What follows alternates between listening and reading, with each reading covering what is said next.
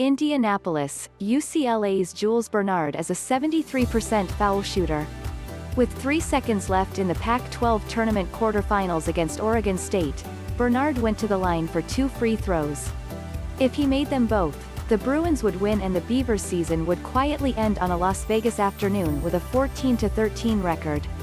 Bernard made 1 of 2, sending the game into overtime. Once there, Oregon State prevailed, 83-79. The Beavers haven't lost since. These are the twists of March fate that can separate the magical from the mundane. A good foul shooter misses one, and suddenly a hungry team takes that crack of daylight and turns it into a sun-drenched run of historic proportion. They were picked to finish last in the league before the season. They were on the verge of a season-ending loss.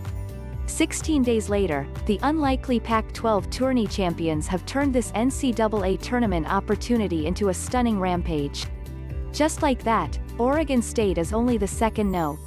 12 seed in tourney history to make a regional final, and is 40 minutes from being the lowest seeded team to ever reach a Final Four. Trevor Ruszkowski, USA Today Sports, can we cut in? Coach Wayne Tinkle said upon sitting down for his post-game press conference Saturday, after the Beavers throttled Loyola Chicago, 65-58.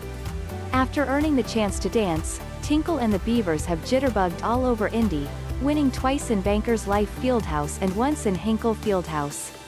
"There's no doubt in our guys' minds," Tinkle said. "They really believe that this is their time.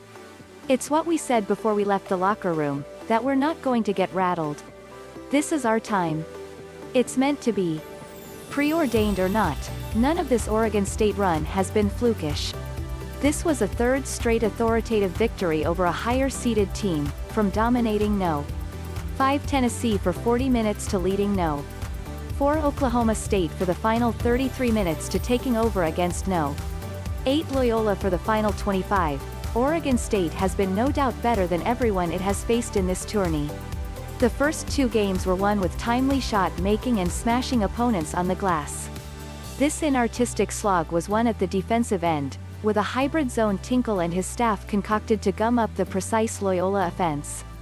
"I don't know if it gave us more life or threw them off guard a bit," said Oregon State senior guard Ethan Thompson. "Oh, it definitely threw Loyola off guard.